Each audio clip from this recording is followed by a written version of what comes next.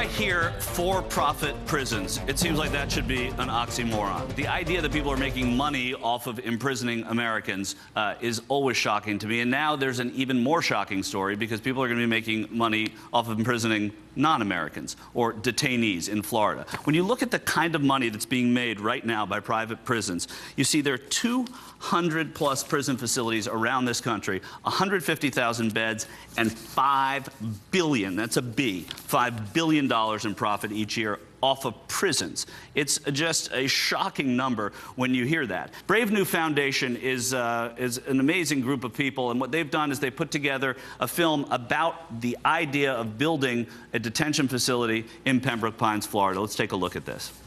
Debbie Wasserman Schultz, along with Senator Bill Nelson, had co-signed a letter of endorsement for this facility. And I find that absolutely inconceivable that both of those individuals would facilitate secure communities by building one of the largest deportation centers in the country in our own backyard, only for money.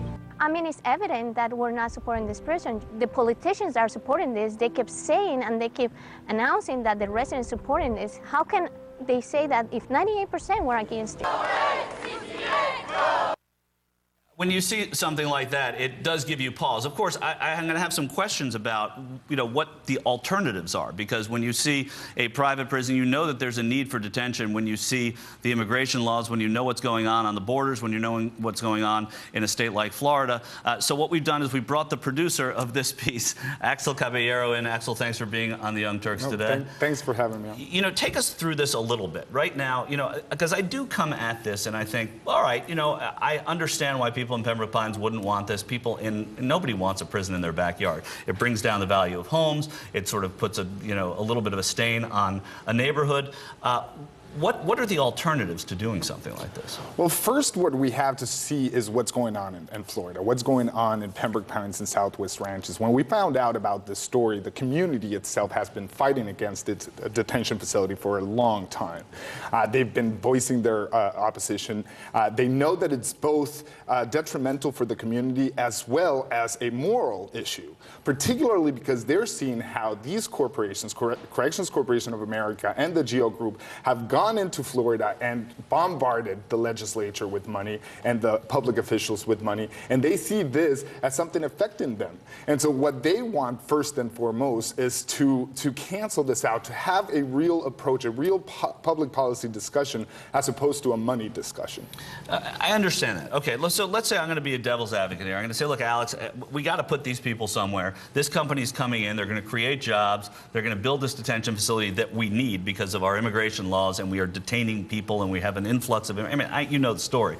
What do you say to me in that case? What's the alternative to this? Well, what we don't need, which is kind of the opposite, right, in taking that approach, what we don't need is making this a for-profit decision.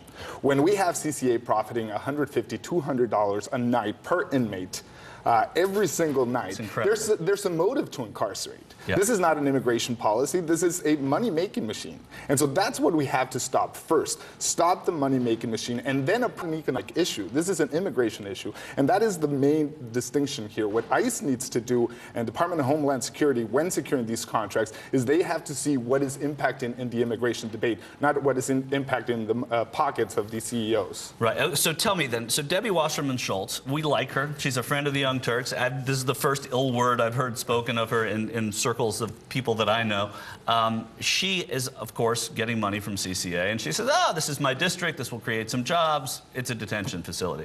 What's going on in the fight against Debbie Wasserman Schultz? Because I know Democrats in Congress are even up against her for this. Yeah, definitely. We have Luis Gutierrez, for example, who has been very outspoken, Jesse Jackson Jr., who was very outspoken. Because they're trying to do something else in Crete, Illinois. Correct. Because this has happened in Arizona, in Illinois, in Georgia, where we have Stewart Detention, the largest one.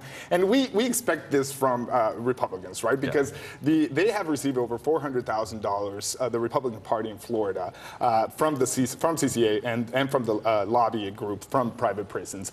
We saw it from Rick Scott, for example, who appointed his inaugural fund advisor, who was a CCA lobbyist as well. So we expect that. That's what's puzzling about this, that suddenly we have both Senator Bill Nelson Nelson, as well as Representative Wasserman, putting a letter of endorsing saying that it is a jobs issue.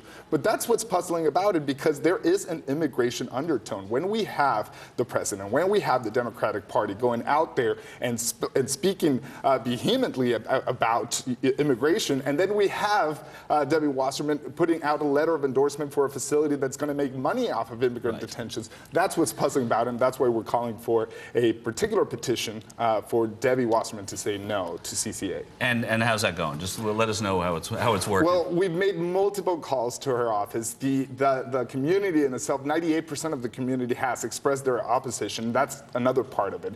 If you have most of your constituents saying that they do not want the private prison, and you haven't answered to them, you haven't even approached them, then that becomes a problem. All right. Well, Axel Caballero, you're doing yeoman's work to try and get this done, and going up against, the power of a private corporation like CCA and the power of a very influential congresswoman and a senator running for re-election. Not always the best climate in which to do it, but it sounds like you're representing the small people. You can see small town, I should say, small town versus giant private prison corporation. It was released, and now it can be seen on Brave New Films. Is that right? Correct. mycuentame.org/Debbie say no to CCA. Okay, Axel Caballero, thanks for being with us on The Young Turks.